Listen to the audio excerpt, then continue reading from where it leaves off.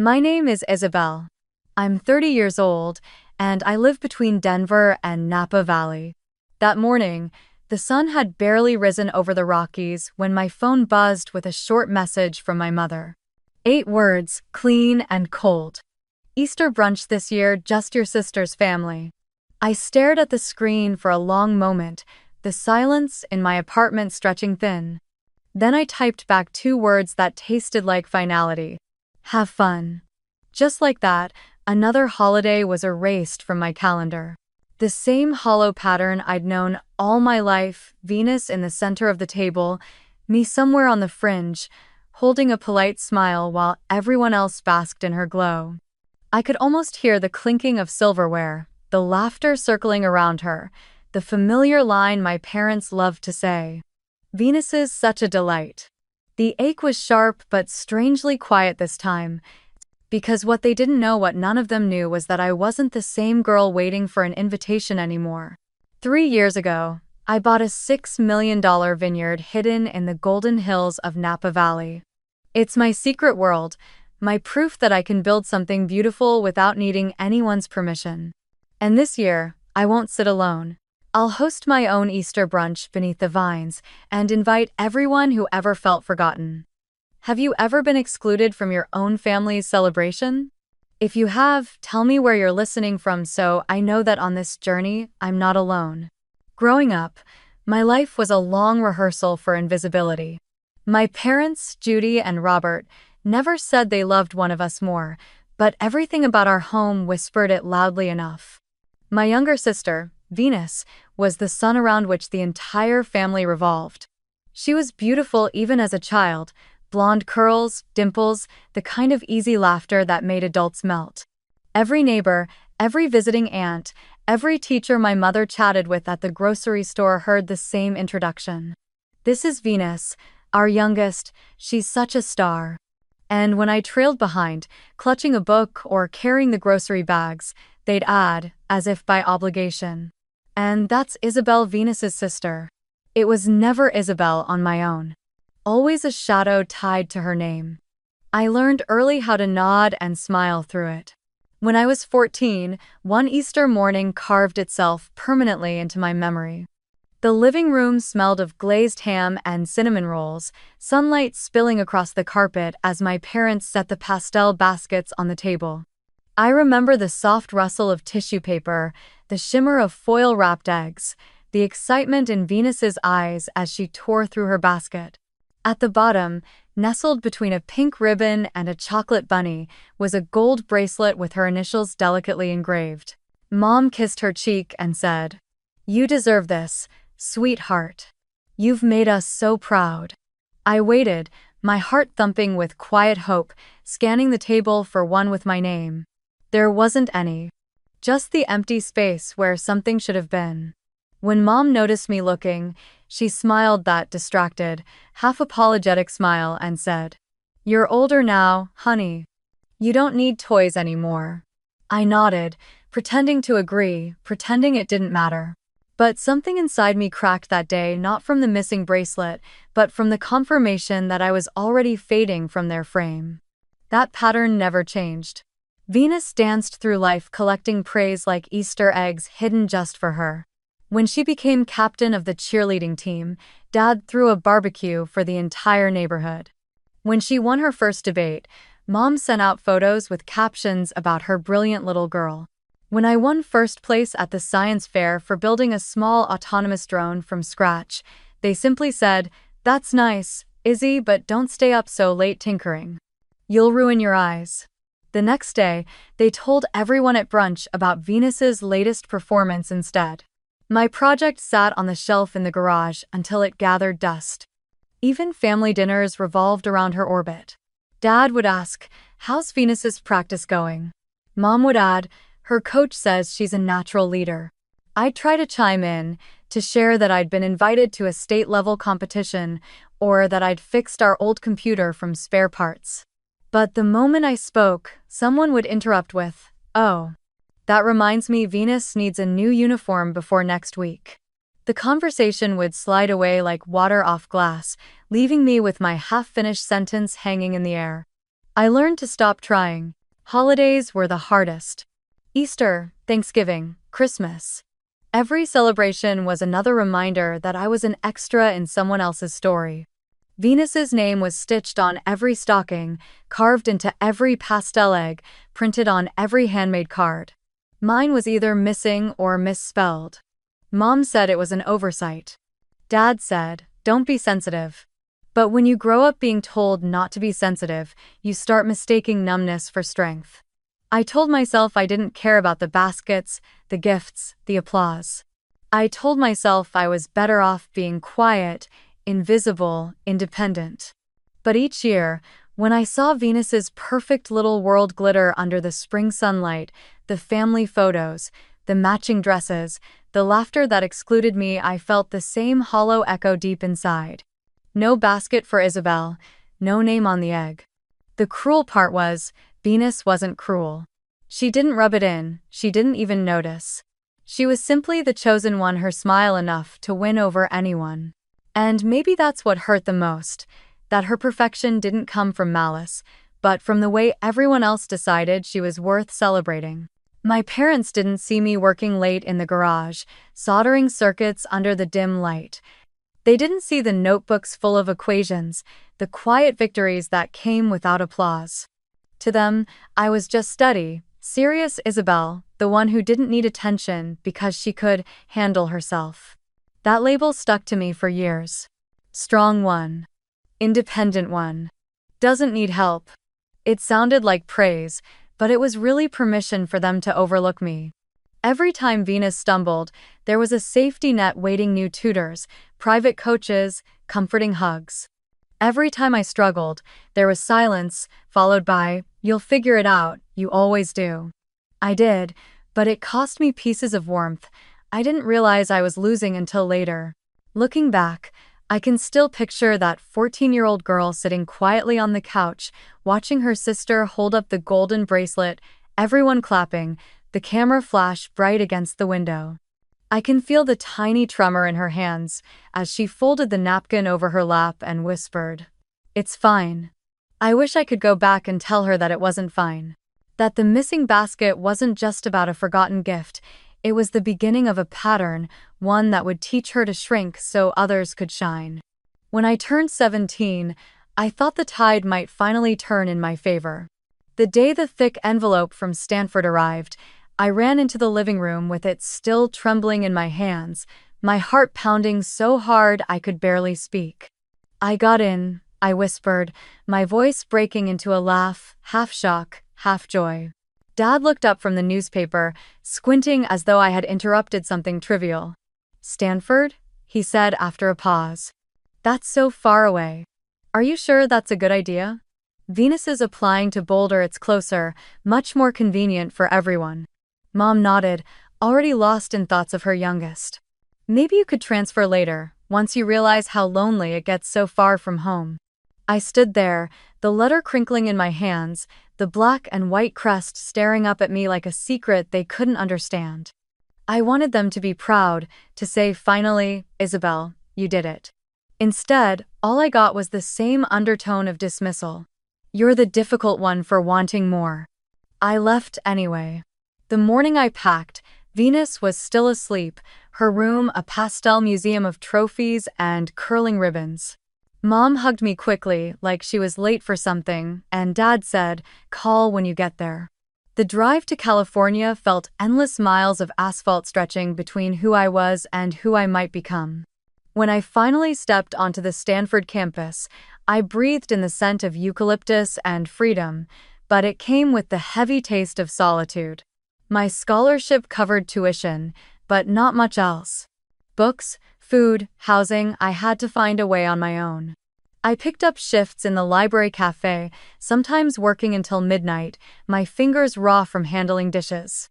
Other nights, I cleaned classrooms, pushing brooms across the tile while listening to recorded lectures through borrowed headphones. I learned to live on almost nothing. Instant noodles became dinner, sometimes breakfast too. My mattress was a second-hand sofa from a graduating senior, my closet a stack of boxes under the bed. I remember the first winter, the cold creeping through the thin apartment walls while I typed code with numb fingers, trying to stay awake long enough to finish an assignment. When I called home, hoping to hear some hint of encouragement, Mom answered distractedly. "Venus's just been chosen for the state debate finals." "Isn't that wonderful?" I said it was. I didn't mention that I was skipping meals to pay rent. Still, something inside me hardened and brightened at the same time. I stopped wishing they'd notice and started focusing on surviving. My major was computer science, but I became fascinated by logistics, how information could move things faster than trucks ever could. During sophomore year, I started building a small project with 2 classmates, a system that could reroute shipments in real time to reduce waste. It was clunky and half-broken at first, but it was mine. We worked out of a borrowed lab, eating cold pizza and writing code until dawn. I remember once, after 3 straight nights without sleep, watching the simulation finally work, tiny dots of data moving across the screen like a living network. I cried quietly, not from exhaustion, but from the certainty that for the first time in my life, something I built actually worked. Money was still tight. There were weeks when I had to choose between a textbook and groceries, when I fixed my broken laptop with duct tape and a paperclip. But I carried one thought with me like a mantra. You don't need their applause to exist. Every time that old voice whispered, "You're the unnecessary child," I would stay up an extra hour, rewriting lines of code, teaching myself what no one else thought I could learn. The question that used to haunt me, "Am I the leftover child?" slowly began to transform into something sharper. What if being leftover means I get to start from scratch? By the time I graduated, Venus had already finished law school with family celebrations and champagne toasts. I remember watching the photos online, Mom in a floral dress, Dad holding the bouquet, Venus's smile framed by balloons that spelled "Our Star." No one mentioned that I was graduating the same month. My diploma came in the mail, sealed in a cardboard tube. I opened it alone in my apartment, smoothing out the paper on the kitchen counter, whispering the words printed in gold, "Bachelor of Science, Stanford University." The silence around me was thick, but for once, it didn't feel empty. It felt earned. That summer, I got an internship with a small logistics firm in Oakland. They didn't pay much, but they let me use the data from their old system to keep developing my prototype. Every evening, after everyone else went home, I stayed in the dim office, coding while the janitor mopped the hallways. Sometimes he'd stop and ask, "Don't you ever sleep?" And I'd laugh, saying, "Maybe next week." I was obsessed, not with success, but with proving to myself more than anyone that I could build something lasting out of the parts of me no one had wanted. When I finally pitched my system to a group of small hospitals for trial use, I did it over a Zoom call using a borrowed microphone and a mug of coffee that had gone cold. They said yes. It wasn't a big contract, just a 6-month test run, but it paid enough to cover rent for the first time without panic. I remember walking outside afterward, the evening fog rolling over the bay. My reflection faint in a shop window. I didn't look like much. Messy bun, thrift store jacket, exhaustion written all over my face, but I smiled anyway. For the first time, I realized that every ignored moment, every empty Easter basket, every silent dinner had trained me for this exact feeling. Doing everything alone and surviving it. There were still nights when loneliness came like a storm, whispering that I was building all this for no one, that no matter what I achieved, my family would never see me. But another voice, small and firm, would answer, "Maybe that's the point. Maybe this isn't about being seen, it's about becoming real." By the time I turned 23, that quiet determination had become my armor.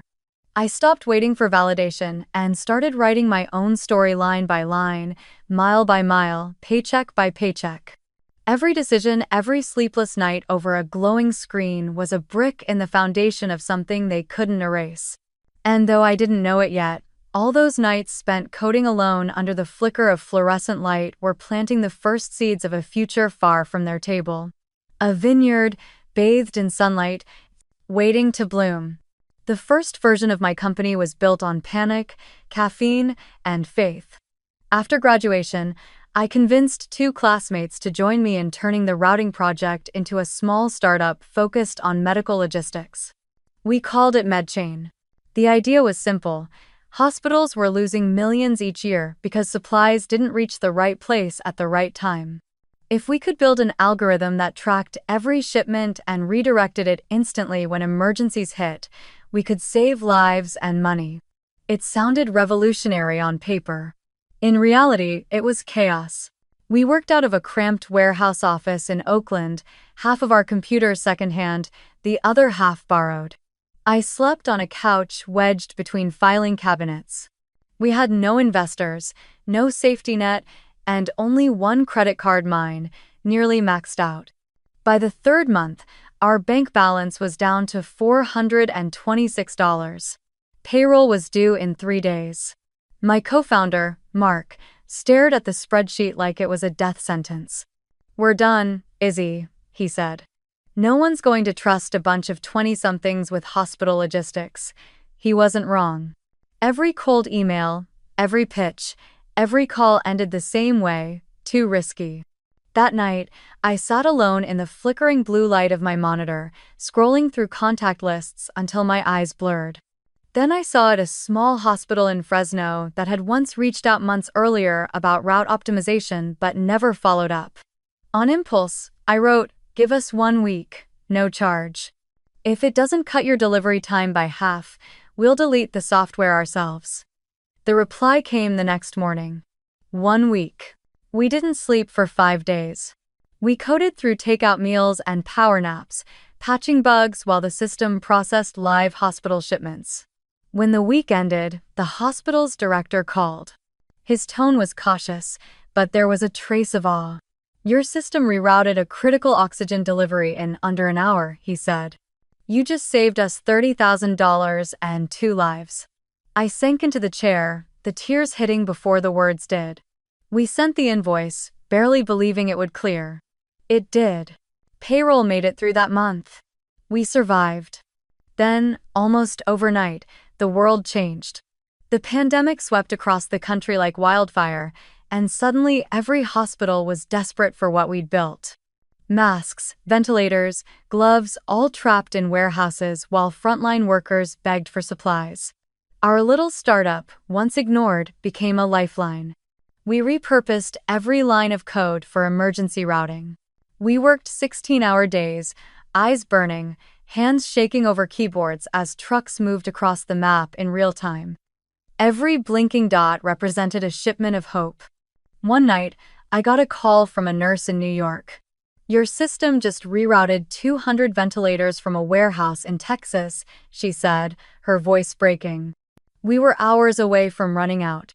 I thanked her, then hung up and cried in the empty office. It wasn't about success or survival anymore. It was about purpose. For once, I wasn't chasing my family's approval. I was doing something that mattered. Within a year, we scaled beyond anything we imagined. 50 healthcare systems signed on. News outlets called us the nervous system of America's medical supply chain. Our story hit Forbes, Bloomberg, the Wall Street Journal. I stood on the Forbes 30 Under 30 stage under blinding lights, clutching the plaque with shaking hands. Cameras flashed, applause echoed, but a small part of me still asked the same question. Will they even read this? That night, I sent a link to my parents. No reply. When the acquisition offer came, a Fortune 500 corporation wanting to buy MedChain for $120 million, I didn't believe it at first. I reread the email 4 times, convinced it was spam. The deal took months to close, a blur of lawyers, signatures, and champagne I didn't drink. When it was done, I walked out of the office into the warm California evening, my phone buzzing with congratulatory texts. I looked at the city skyline glowing pink and gold and realized I was free. Free from scarcity. Free from the invisible hunger that had driven me for so long. But freedom felt strangely quiet. I called home again that weekend. Dad answered after the 3rd ring. "Hey Dad," I began, trying to keep the excitement out of my voice. "We just closed the deal. MedChain got acquired." There was a pause, the faint clink of dishes in the background. "That's nice," he said finally.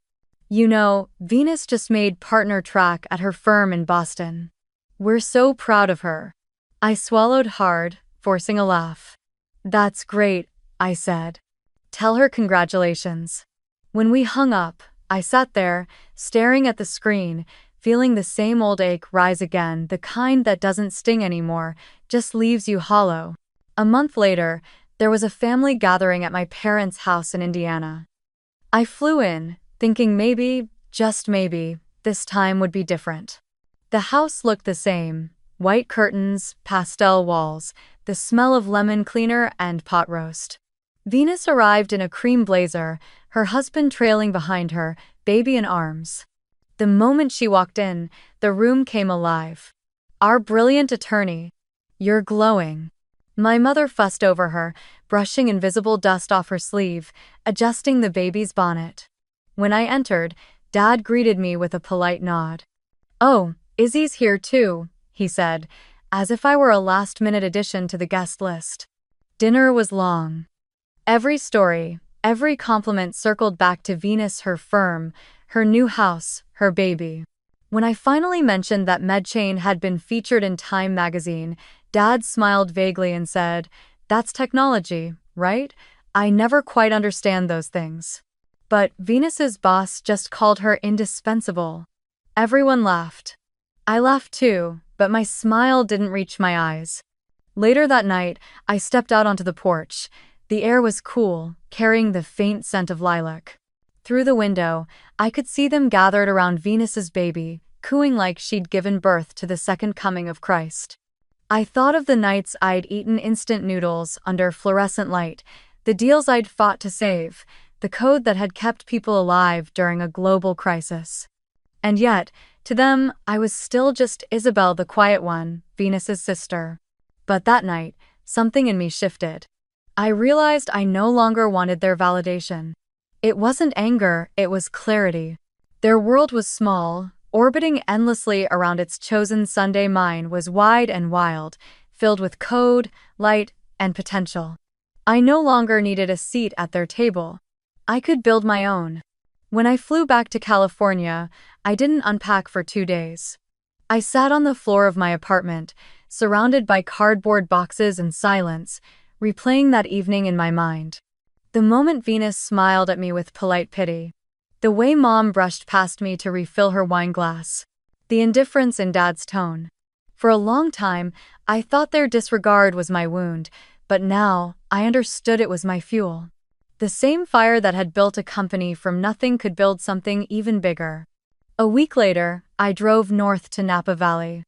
I'd seen the property online, a 40-acre vineyard wrapped in mist, with rows of vines stretching toward the horizon. The listing described it as underdeveloped potential. I saw myself in that phrase. I walked the land at sunset, soil damp under my boots, the air heavy with the scent of grapes and possibility. Standing there, surrounded by silence, I felt something I hadn't in years: peace. This wasn't a trophy, it was a declaration. I could grow roots of my own, strong and steady, untouched by their blindness. That night, as the last light faded over the hills, I made a quiet promise to myself. I would stop waiting to be seen. I would stop showing up at tables where my chair was already taken. I would create my own place, one filled with warmth, laughter, and belonging. And when the time came, I'd open the doors wide for everyone who'd ever been left standing outside, just like me. I didn't choose Napa by accident. I chose it because vineyards demand what I had learned the hard way: patience. Vines take years before they bear fruit, their roots pushing deeper through stone and soil before they ever show anything above the surface. You can't rush a vineyard. You have to nurture it quietly, trust that what looks barren today will bloom if tended to with enough faith. In that, it felt like the story of my life.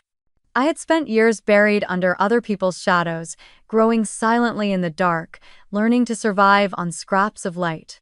It only made sense that my new beginning would rise from a place built on slow, deliberate growth. The property was 45 acres of rolling hills just outside St. Helena, old farmland owned by a family relocating to Europe. The moment I arrived, the late afternoon sun poured over the valley like honey, turning the grape leaves gold.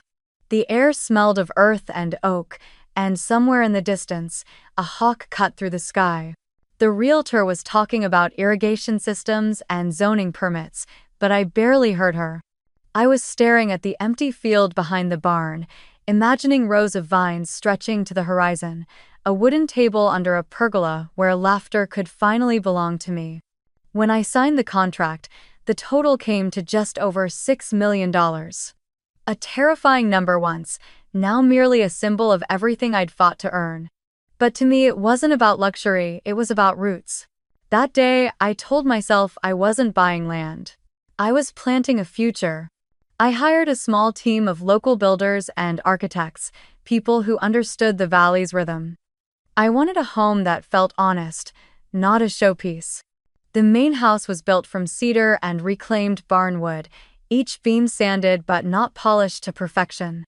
The exterior was warm and natural, blending into the slope of the land instead of standing out. We laid wide stone steps that curved down toward a gravel path, leading to a wide patio framed by wisteria vines. At its center stood a great wooden table 12 feet long, carved from a single walnut slab. I told the carpenter, "I want this table to hold laughter. It has to feel like it's been here for generations." He smiled and said, "Then we'll build it strong enough for 100 more." Inside, I designed the house around openness.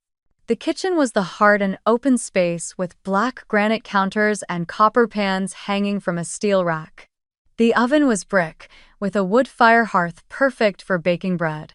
I added a long counter facing a wall of glass, so whoever cooked could look out at the vines instead of a blank wall. The living room stretched across the front, its glass walls folding open onto the patio. On cool mornings, fog from the valley rolled right up to the doorstep, wrapping the house in silver mist. At night, I could see the stars reflected in the wine-dark rows outside, so close it felt like the sky itself leaned down to rest on the vineyard. Behind the main house, I built a small wine shed and fermentation room, half for practical use, half for peace of mind. I wasn't planning to start a wine label, not yet, but I wanted to learn. There was something sacred about watching grapes transform under pressure, turning sweetness into something deeper, more complex. Maybe that's what I was doing, too, pressing my own past into something richer. Every choice I made carried quiet intention. The guest rooms were simple, with warm wood tones and cream linens. The main hall had a stone fireplace tall enough to stand inside, and shelves filled with local pottery instead of trophies. Outside, I planted lavender between the vines to draw bees, and along the pathway I laid bricks engraved with words like patience, faith, belonging. The architect laughed softly when he saw them. "Most people carve their initials," he said. "You're different." I shrugged.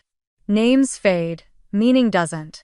Months passed in the rhythm of construction, saws humming, hammers echoing, wind moving through the open beams. I came to the site almost every day, wearing old jeans and boots, my hair tied back, clipboard in hand. The workers called me La Jefa Tranquila, the quiet boss, because I rarely raised my voice but noticed every detail. When the first vine cuttings arrived, I planted them myself. Kneeling in the soil, I pressed my palms against the earth, feeling its cold, steady heartbeat. "This," I whispered, "is for the girl who never got an Easter basket." For years, no one had thought of what I needed. Now, the land would remember for me. By the time the house was finished, a year had passed. The vines had begun to take shape, tender shoots curling around the wires, leaves catching the light like tiny hands reaching upward. When I walked through them, the air shimmered with the promise of harvests I might never even see fully grown. But that didn't matter. The waiting was the point. Healing was not instant, it was cultivated. I kept everything quiet. No posts, no photos, no articles. When people asked where I'd gone, I just said I was taking time off.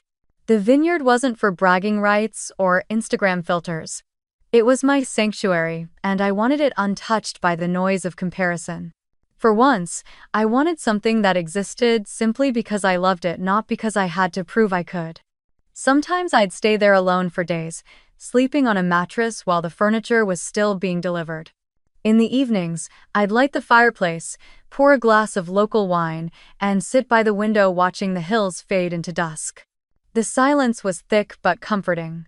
In it, I could hear every version of myself: the child at the empty table, the student eating cold noodles, the woman typing through exhaustion. All of them finally resting under the same roof. I think that's why I never told my parents or Venus about the vineyard. They would have twisted it into something else. She just got lucky. She's trying to show off. Or worse, they would have claimed part of it, the way they claimed every story that should have been mine. I wanted this place to exist beyond their reach. Let them think I was still in Denver, still working, still quietly orbiting around their perfect daughter.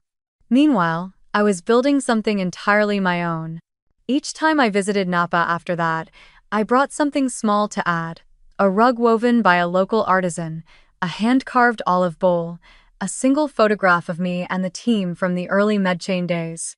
Slowly, the house began to feel alive, its rooms breathing with memory. On the porch, I hung a wind chime made from recycled wine bottles, each one painted a different shade of blue. When the wind passed through, it sang a strange, glassy tune, melancholy and hopeful all at once. On the last day of construction, when the workers finally packed up their tools, I walked alone through every room, touching the tables, the doors, the window frames. The afternoon sun was pouring in, pooling golden light on the floorboards. I stood in the kitchen, facing the long counter that overlooked the valley, and realized something profound. For years, I had been chasing the idea of being seen by my parents, by Venus, by anyone. But standing there, surrounded by walls I had built, I understood that I didn't need to be seen. I just needed to exist fully. That night, I took a bottle of simple Merlot, stepped outside, and sat beneath the pergola. The vines rustled softly around me, still too young to bear fruit, but alive all the same. I raised the glass to the quiet hills and whispered, "To growth, to patience, to the little girl who never had her name on an egg." The sky dimmed into violet, and for the first time in my life, the silence didn't feel empty. It felt earned. The message arrived on a quiet Thursday morning, just as the first light spilled across the vines. I was standing by the kitchen window of the Napa house, stirring sugar into my coffee, when my phone buzzed. The sender's name, Mom, glowed faintly on the screen. For a moment, I felt something soft, almost hopeful. Maybe this year would be different. Maybe, after everything, she wanted to reconnect. But when I opened the message, all it said was, "Easter brunch this year, just your sister's family, keeping it small." 8 words, wrapped in politeness, sharp enough to cut. I stared at the screen, watching the steam from my mug fade, my heartbeat slowing into that old, familiar ache. It was the same pattern I'd known since childhood: Venus at the center, everyone else rearranging their lives around her orbit. I could almost picture it: the pastel tablecloths, the gold cutlery, my mother cooing over Venus's baby while my father poured another glass of champagne, all under the illusion of family. The same table that never had a chair for me. I put the mug down slowly, the spoon clinking against the ceramic. I didn't cry, I didn't even feel angry.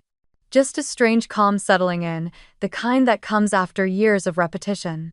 Still, something in me wanted to know the truth, whether it was just me who'd been erased again, or if this time they'd decided to shrink the circle even tighter. I picked up the phone and scrolled through my contacts until I reached Rachel, my cousin. She was Aunt Marianne's daughter, one of the few relatives who had always been kind to me without pretense. I hadn't seen her in months, but her honesty had never failed me. I pressed call 1. She answered after 2 rings, her voice warm but surprised. "Izzy, everything okay?" I hesitated for a moment, then asked, "Rachel, did you get an invitation from my parents for Easter brunch?" There was a pause on the other end, a silence heavy enough to give me the answer before she spoke. Then she laughed, not cruelly, but bitterly. Nope. Not just me, Mom didn't either. Grandma called earlier, furious. Apparently, your parents said they're keeping it immediate family only. Meaning Venus, her husband, and their baby. That's it. I felt my chest tighten, though the air around me was perfectly still. Not even Grandma? I asked quietly. Not even Grandma, she confirmed. She said it's the first time in 30 years she's been left out of Easter. She told me she hung up before she said something she'd regret. For a moment, all I could hear was the faint hum of wind moving through the vines outside. The absurdity of it hit me slowly, then completely the image of my parents, deliberately excluding not just me but everyone else, all to make sure Venus's family had the spotlight alone. This wasn't a small brunch, it was a coronation. A shrine built around their golden child, and everyone else had been written out of the story. I sank into the chair by the window, staring at the sunlight dripping across the kitchen tiles. Something inside me shifted, not a break, but a click, like a key turning in a long-locked door. I realized then that I was done trying to fit into a version of family that kept shrinking until it only held one name. I thought of Grandma, sitting alone in her house with her tea gone cold. I thought of Rachel's little boys, who'd been looking forward to their Easter egg hunt. And I thought of all the years I'd spent trying to prove I was worthy of a chair at a table that was never meant for me. No. I said quietly into the phone, more to myself than to Rachel. Not this year. What do you mean? She asked. I looked out the window, across the valley, where the rows of vines shimmered like threads of gold under the late morning Sunday. I said slowly, if that table doesn't have room for us, I'll build a new one. There was silence for a moment, then Rachel's soft laugh, the kind that comes from relief more than amusement. You're serious, aren't you? Completely, I said. I have a place big enough for everyone. A vineyard in Napa. The house is ready. We'll have Easter here, our own brunch, our own egg hunt, our own laughter. No hierarchy, no exclusions. She let out a low whistle. You've been hiding a vineyard from us? I smiled, though she couldn't see it. I've been hiding peace. Turns out, they were never looking for it. I'll tell Mom, she said, her tone brightening. And Grandma too. I think she needs this more than anyone. Oh. When we hung up, I felt something light and alive stir in my chest. For the first time in years, I wasn't bracing for rejection, I was creating inclusion. I started calling the next person on the list. Eli, my cousin from Chicago, the quiet musician who always brought his guitar to reunions before they stopped inviting him. He picked up on the third ring, his voice groggy. Izzy, long time. I told him about the vineyard, the brunch, the open invitation. There was silence for a moment, then a chuckle. A family Easter that doesn't revolve around Venus? Count me in. I'll bring the guitar, and my girlfriend's dying to escape the city anyway. You'll have live music whether you want it or not. Next was Aunt Marianne, Rachel's mother, the one who used to bake pies big enough for an army. When she heard the plan, she went quiet for a long second, and I worried the call had dropped. Then she spoke softly, her voice breaking. You have no idea how long I've waited for someone to do this. Thank you, Isabel. Really. I could hear the tears in her voice. She promised to bring her homemade lemon tart, the recipe Grandma taught her decades ago. Uncle Ray was easier, no fuss, no questions. Just tell me what to bring, he said, his deep voice steady. Firewood, maybe? I'll haul it up from Modesto. We'll make sure your fireplace never dies down. Even Grandma didn't hesitate when I called. Finally, she said, her tone firm and almost amused. A table that belongs to the right people. I told her I'd arranged for her to stay in the master suite on the ground floor so she wouldn't have to climb the stairs. Perfect, she said. But only if you let me bring the chocolate eggs. I've still got the old molds your grandfather made. Abye. The calls kept going, one after another: second cousins, old uncles, a few family friends who'd long stopped showing up to the Hart family gatherings. By evening, my phone was filled with messages of surprise, excitement, even gratitude. The RSVP list had grown past 18 in just one day. Some sent quick notes like, "Wouldn't miss it for the world," or "Finally, an Easter that feels real." Others wrote long messages confessing how much they had dreaded the holiday for years, how tired they were of pretending that exclusion was tradition. Each reply felt like another beam of light entering a room that had been dark for too long. When the last call ended, I leaned back, watching the rain slide down the glass in silver streaks. My chest felt warm in a way it hadn't for a long time, not from pride, but from a sense of alignment, as if the world had quietly clicked into place. This wasn't about rebellion or revenge anymore. It was about reclaiming connection. The next day, I called a local travel service in San Francisco and arranged a 16-seater van to shuttle relatives from the airport to the vineyard. "We'll pick them up Saturday morning," the driver confirmed. "You want champagne in the van?" I laughed. "No, just bottled water and maybe some jazz." Then I booked a nearby farmstay for the overflow guests, a cozy bed and breakfast run by an elderly couple who'd moved to Napa decades ago. The moment I described the occasion, the owner's voice softened. "You remind me of my daughter," she said. "We'll make sure everyone feels at home." Back at the vineyard, I began planning the accommodations like a quiet symphony. Grandma would stay in the master suite facing the hills, her window opening to the lavender fields. Aunt Marianne and Rachel's family would take the two guest rooms upstairs, each with its own balcony and fireplace. Eli and his girlfriend could have the cottage by the wine shed, where the air smelled faintly of oak and fermentation. Uncle Ray, ever the outdoorsman, insisted on sleeping in his camper parked beside the barn. "Closest thing to a vacation I've had all year," he said when I called to confirm. The vineyard, once a silent retreat, began to hum with anticipation. I ordered fresh linens, extra cutlery, and folding tables to extend the dining setup outside under the pergola. The local caterer, a woman named Margaret who'd spent her life cooking for wineries, agreed to help prepare the feast. When I told her it was for a family who hadn't been together in decades, she smiled. "Then it has to taste like forgiveness," she said. At night, I made lists in a leather notebook: supplies, seating, decorations. But alongside each name, I also scribbled small notes of memory. "Rachel loves lavender tea." Eli asked him to play the old song Grandpa loved. Grandma add extra cushion to her chair. This wasn't about formality, it was about making sure no one felt invisible. The house smelled faintly of wood polish and early spring rain as I walked through it, imagining the laughter that would soon echo off its walls. For so long, I'd built things: companies, ideas, goals that had to prove my worth. But this gathering was different. It wasn't proof, it was presence. It was a chance to remind everyone, myself included, that belonging didn't have to come with conditions. When Rachel texted later that night, "Mom's already packing the lemon tart pan. Grandma's crying happy tears. This is going to be the best Easter ever," I found myself laughing quietly in the dark.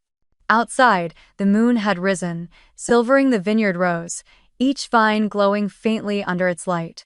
I stepped out onto the patio, the stone cool beneath my bare feet, and looked at the long wooden table under the pergola. It was still empty, but in my mind, I could already see it: the flicker of candles, the clink of glasses, the soft hum of Eli's guitar. For once, the table wouldn't belong to perfection, comparison, or pride. It would belong to everyone who showed up, who chose kindness over hierarchy. I stood there until the chill began to bite, whispering to the night, "No dress code. No expectations. Just come and be seen." And for the first time, I realized that this was more than an invitation, it was a promise. When Rachel texted later that night, "Mom's already packing the lemon tart pan. Grandma's crying happy tears. This is going to be the best Easter ever," I found myself laughing quietly in the dark. Outside, the moon had risen, silvering the vineyard rows, each vine glowing faintly under its light. I stepped out onto the patio, the stone cool beneath my bare feet, and looked at the long wooden table under the pergola. It was still empty, but in my mind, I could already see it: the flicker of candles, the clink of glasses, the soft hum of Eli's guitar. For once, the table wouldn't belong to perfection, comparison, or pride. It would belong to everyone who showed up, who chose kindness over hierarchy. I stood there until the chill began to bite, whispering to the night, no dress code, no expectations. Just come and be seen. And for the first time, I realized that this was more than an invitation, it was a promise. Easter morning arrived with a kind of light that seemed almost divine, the kind that spills slowly over the hills, soft and golden, warming every vine as if whispering, "You made it." From the balcony of my vineyard house, I watched the mist peel away, revealing neat rows of grapes that shimmered like ribbons in the dawn. Down the driveway, tire tracks began to appear one by one, the first van from San Francisco winding through the valley, its roof catching flashes of sunlight. I could already see Rachel's boys pressing their faces to the windows, their small hands pointing in excitement as the long table beneath the pergola came into view. By mid-morning, cars filled the gravel path in a slow, steady procession. Doors swung open, voices echoed through the air: laughter, greetings, disbelief. "Oh my God, Isabel. You built this? This place looks like something out of a dream." I stood at the edge of the patio, wiping my palms against my linen dress, heart thudding in quiet rhythm. The first person to reach me was Grandma, leaning on her cane but glowing like she had just stepped out of sunlight itself. "You didn't tell me it was paradise," she said, her voice trembling, eyes sweeping across the sprawling vineyard. "If I had known, I'd have moved here." I hugged her tightly, smelling the faint perfume of elderflower on her scarf. "You were always meant to," I whispered. The rest of the family poured in like a tide. Aunt Marianne carried her famous lemon tart, wrapped in a checkered towel. Eli arrived with his guitar slung across his shoulder and a bottle of wine tucked under his arm. Rachel's husband helped unload baskets from the van, her kids already darting toward the lower field shouting, "Eggs, eggs," as if they could already sense the treasure waiting. Uncle Ray parked his camper near the barn and gave me a bear hug that almost lifted me off my feet. "You did good, kid," he said simply. Those words, so few, so genuine, meant more than any grand praise could. When everyone had gathered under the pergola, the string trio began to play softly, a light waltz that drifted through the vines. The table gleamed beneath the sun. White linen rippling in the breeze, tulips and daffodils blooming in jars, the pastel eggs at each seat catching the light like gems. Margaret and her team moved gracefully between the guests, setting out quiche still steaming, platters of smoked salmon bagels, eggs Benedict gleaming with hollandaise, honey-glazed ham glistening in the warmth. Coffee poured in dark streams, glasses of mimosa sparkled like liquid gold. I stepped forward, my hands trembling slightly. The music faded. For a moment, the world seemed to hush, even the wind paused between the rows of vines. I didn't give a long speech. I didn't talk about forgiveness or wounds or the past. I just looked around the table, at every familiar face that had once been pushed to the periphery, and said 4 simple words. "Thank you for coming." That was all it took. A slow smile spread across the table, the kind that travels like a wave. Glasses lifted, clinking softly. Eli strummed the first lazy chords of a tune we all half remembered from childhood. Aunt Marianne wiped her eyes, pretending it was from the breeze. Grandma reached across the table, her hand finding mine. Her fingers were frail but steady, her voice carrying the weight of decades. "For the first time in so many years," she said, eyes glistening, "I feel like I'm at a real family table." The words hit me like sunlight through water, warm, bright, cleansing. Around us, the brunch unfolded in a kind of harmony I hadn't thought possible. Rachel's kids giggled as they sipped strawberry juice from ceramic mugs. Uncle Ray told a story about nearly burning his truck engine during a camping trip. Even Eli's girlfriend, shy at first, was soon laughing with Aunt Marianne about how hard it was to make perfect shortbread. There were no comparisons, no careful pauses when one name was mentioned. Just conversation fluid, equal, free. After dessert, when the strawberry shortcake had been reduced to crumbs and laughter, I stood and called out, "All right, everyone who's ready for the egg hunt?" The children cheered, jumping from their seats, their pastel baskets swinging from their wrists. 3 zones, I announced, grinning. Kids in the lower field, teens behind the barn, and adults on the hill. No excuses, everyone hunts. They scattered like birds released into the wind. Down the slope, Rachel's youngest squealed as he spotted a pink egg beneath the lavender bushes. "I found one," he shouted, holding it high like treasure. The teens wove between barrels, bumping into each other, laughter echoing across the vineyard. Even the adults joined in, Grandma sitting by the fence clapping each time someone held up a find, Uncle Ray shaking his head as he discovered a blue egg hidden inside a flower pot. The string trio shifted to an upbeat rhythm. Sunlight filtered through the vines, dappling the ground in gold and green. The air smelled of grass, bread, and faintly of fermenting grapes, the aroma of life itself. Eli strummed his guitar near the pergola, the melody curling around the laughter like a gentle wind. For a brief, impossible moment, it felt like every wound, every absence, had been rewritten into something soft and whole. Then came the golden egg.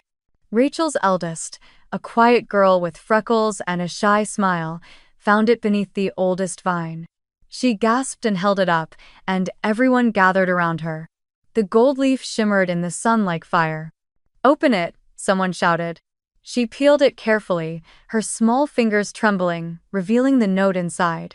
She read it aloud, voice steady despite her young age. "You are seen." The silence that followed was different, not awkward, not heavy, it was reverent. Grandma closed her eyes, murmuring a soft amen. Aunt Marianne reached for her daughter's hand. I felt something deep inside me loosen, a knot I'd carried for 30 years finally unraveling. The message wasn't just for her, it was for all of us. As the afternoon wore on, the sky turned a luminous blue. Plates were cleared, and new ones replaced them, piled high with leftovers no one wanted to waste. The trio packed up, and Eli took over, sitting on the low wall with his guitar. His voice was rough but full, the lyrics weaving through the vines. "We're all still here, we're all still home." People hummed along, clapping to the rhythm. Rachel's kids danced barefoot in the grass. Grandma leaned back in her chair, her eyes half closed, face tilted toward the sundae. When the song ended, we gathered for a photo in front of the pergola. Everyone squeezed in close, no one pushed aside, no one left out. The camera clicked just as a gust of wind sent a swirl of petals across the table, catching the light like tiny fragments of gold. Rachel sent the photo to the family group chat right after, captioning it, "Easter at Isabel's Vineyard. The best one yet." Minutes later, the feed came alive. Little hearts began to appear, red, pink, yellow, flooding beneath a photo. Someone shared a short video of the kids running through the vines, another posted a picture of the golden egg and its note. There were no snide remarks, no awkward silences, no mentions of my parents or Venus.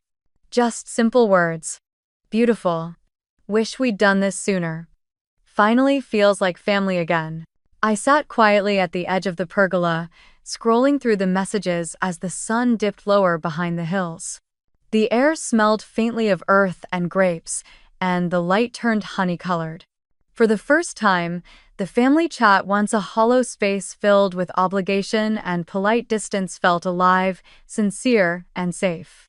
I looked up at the table, now littered with empty plates, tulip petals, and pastel shells cracked open. The wind lifted the linen, rustling softly, like a sigh of relief from the land itself. And I realized then, this was the moment everything had been leading to: the brunch, the hunt, the laughter, the golden egg. Not revenge, not redemption, but reclamation. The table had finally been set for everyone. And for the first time in my life, everyone had a name. The next morning, the vineyard was wrapped in fog, quiet and silver. Dew clung to the grape leaves like pearls, and the long table under the pergola still held traces of yesterday: crumbs of bread, tulip petals, half-burnt candles. I stood by the kitchen counter with a cup of coffee, the scent of roasted beans mingling with faint echoes of laughter that seemed to linger in the walls. For a moment, everything felt perfectly still until my phone started to buzz. At first, it was just one vibration. Then another. Then a string of them, each sharper than the last. I turned the screen face up. Mom. Missed call. Then Dad. Then Venus. And again, Mom. 10, 15, 20 missed calls stacking one after another like a silent avalanche. I stared at the screen without moving, a part of me already knowing what it was about. When the 20th call came, I let it ring out. The silence afterward was heavier than before. Grandma shuffled into the kitchen a few minutes later, wrapped in her pale blue robe, her hair silver and soft as the morning mist. "They've found the photos, haven't they?" she asked, pouring herself a cup of tea. I nodded. The image of our Easter Eli's guitar, the long table glowing beneath the vines, the golden egg had spread across the family group chat like wildfire. Someone must have shown it around town. I could already imagine Mom's expression. Shock, indignation, fear of what people would say. The phone buzzed again. I sighed, set my cup down, and answered. "Good morning, Mom." "Whoa." Her voice cut through before I could say another word. "Isabel, do you realize what you've done? The entire town is talking about your little brunch spectacle. Pastor mentioned it in his sermon this morning. He said it's caused division in the family. And do you know how humiliating that is for us?" I exhaled slowly, steadying my tone. "Humiliating. I invited people you left out. I didn't do anything cruel. You made us look like fools," she snapped. "You knew we had planned a small gathering with Venus's family. Why would you host your own event and drag everyone else into it? Why do you always have to compete?" I glanced at Grandma, who had sat down at the table across from me, her tea steaming between her hands. Her eyes told me everything. "Put it on speaker." I pressed the button. "I'm not competing with anyone," I said quietly. "You told me, in your own message, just Venus's family this year. I only followed your words." I made another table, one that had room for everyone. There was a pause on the other end, just long enough to hear my father's sigh in the background. Then his voice joined in, calm but sharp. "You should have consulted us before doing something so public. Venus's friends saw the photos online. People are asking why she wasn't invited. It's embarrassing." "Embarrassing," Grandma repeated, her tone steady but ice cold. "Robert, what's truly embarrassing is how long you've ignored your own daughter." The silence that followed was thick, electric. Mom tried to interject, but Grandma's voice cut through, stronger now, every word deliberate. "For 30 years, I've watched this pattern. When Isabel was 14, you told her she was too old for an Easter basket while Venus got a bracelet and a photo in the church bulletin. When Isabel got into Stanford, you said it was too far away. When she sold her company and could have bought this entire town, you said technology was too complicated to understand. Every milestone she's ever had, you've turned away. And now that she's built a home big enough for all of you, you complain that she made it too visible." Mom's breath hitched on the other end. "Mother, please, that's not fair." "Oh, don't you start with, 'not fair,' Judy." Grandma's voice was calm, but it carried a quiet thunder that made even me stop breathing.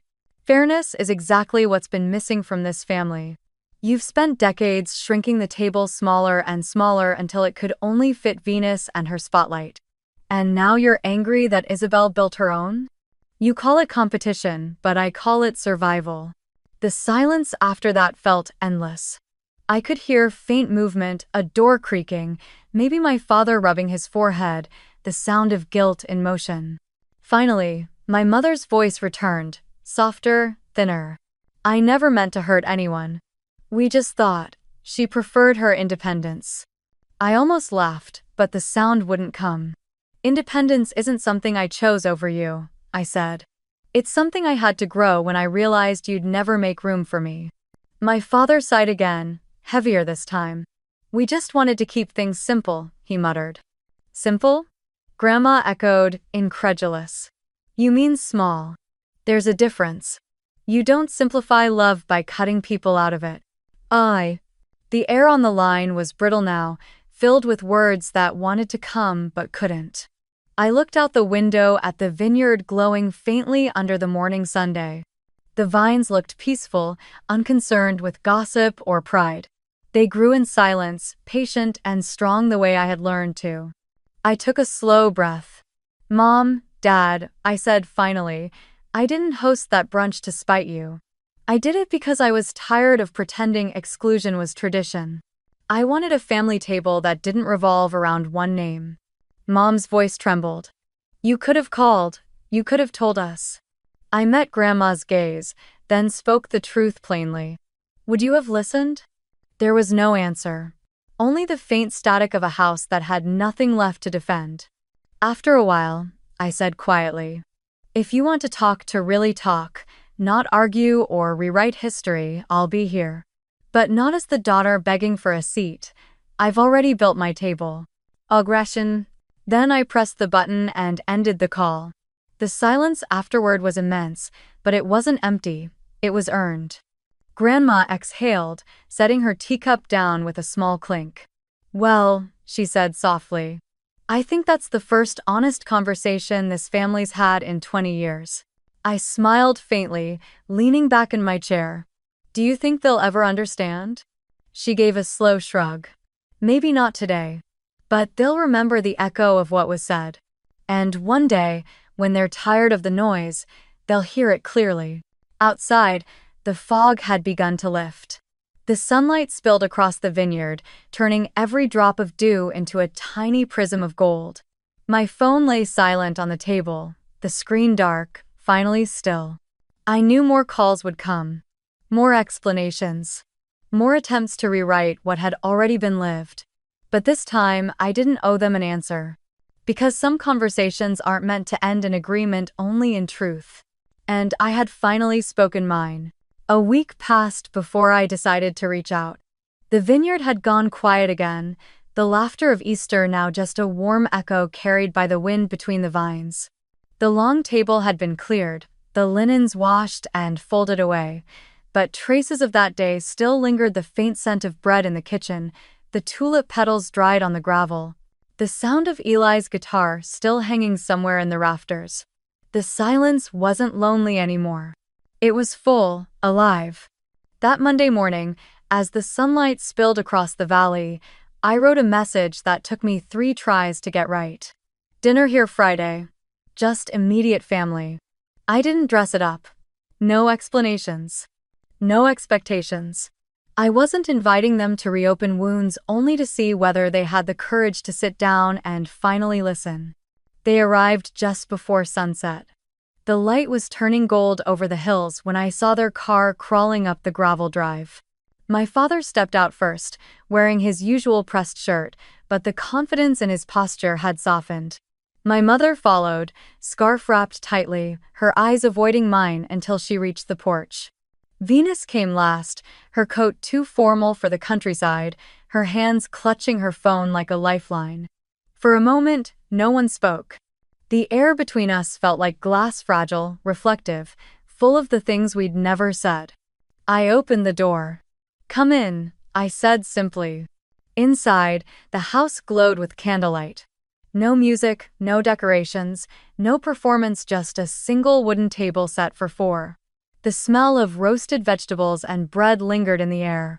I had prepared everything myself, a modest dinner of lemon-roasted chicken, asparagus salad, and the sourdough I had baked that morning. The plates were mismatched ceramic, the same ones I used every day. There was no centerpiece, only a row of small candles flickering quietly between us. We ate in near silence at first. The only sounds were the clink of silverware, the soft rustle of napkins, the occasional clearing of a throat. When the plates were half empty, I set my fork down and drew a long breath. "There are some things I need to say," I began. My mother looked up, startled, but said nothing. My father's eyes fixed on his plate.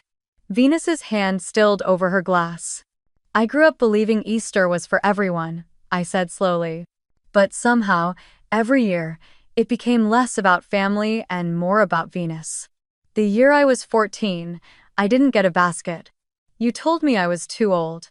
But I remember sitting there, pretending I didn't care, while Venus got a bracelet and a photo with the neighbors.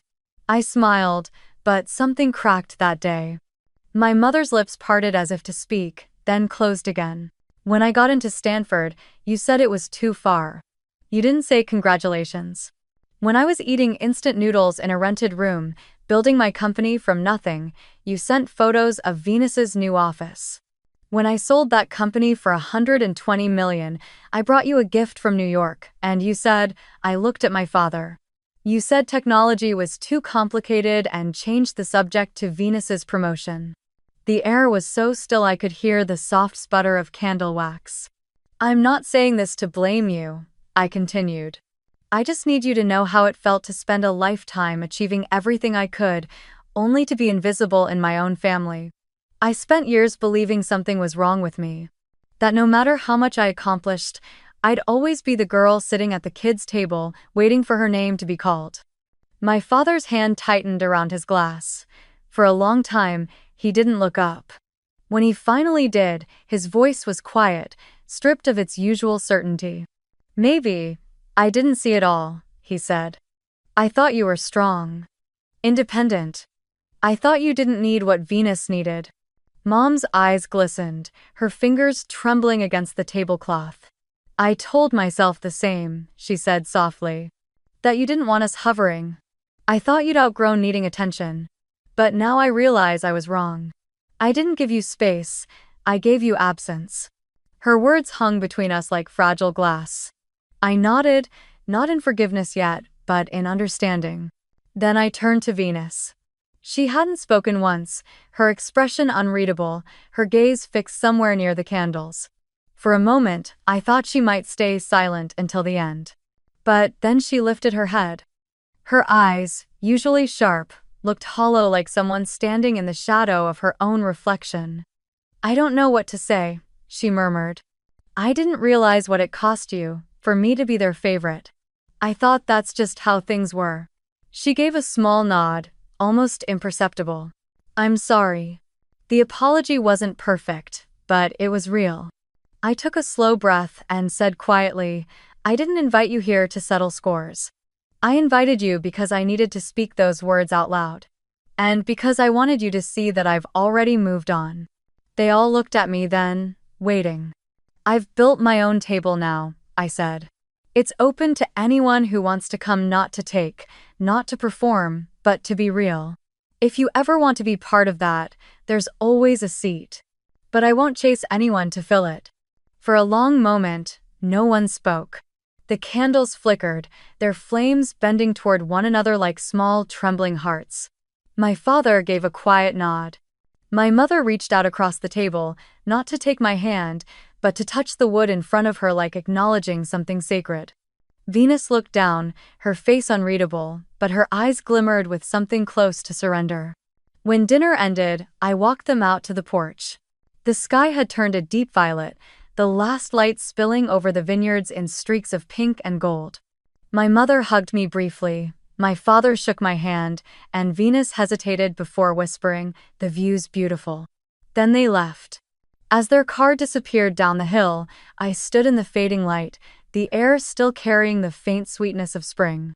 I walked slowly down to the lower vineyard, where the vines were young and fragile, their leaves trembling in the evening breeze. I knelt beside one of them and dug a small hollow in the soil. From my pocket, I took out a single golden egg one I had kept aside from the Easter hunt. Its surface gleamed softly under the twilight. I placed it gently beneath the vine and whispered, "For the girl who waited." Then I covered it with soil and pressed my hand over it, as if sealing a promise. The wind moved through the rows, carrying the scent of earth and new life. Above me, The first stars began to appear quiet, unassuming, yet unshakably present. I rose, brushed the dirt from my palms, and turned back toward the house. The candles in the window flickered faintly, their light reaching out like an invitation. In that moment, I realized healing doesn't arrive in applause or grand gestures. It arrives in small, steady breaths in the silence after truth is spoken, in the space you make for peace. I no longer needed their approval, nor their praise. I had built something stronger, a place where love wasn't conditional, where every name had a seat. If you've ever been excluded, if you've ever waited for someone to notice you, remember this. You don't need anyone to hand you a chair. You can build the entire table yourself. And if you're listening now, tell me, where are you tuning in from? Because somewhere out there, someone like you is doing the same thing, planting their own vineyard, carving their own space, and whispering to the part of themselves that once waited too long. You are seen.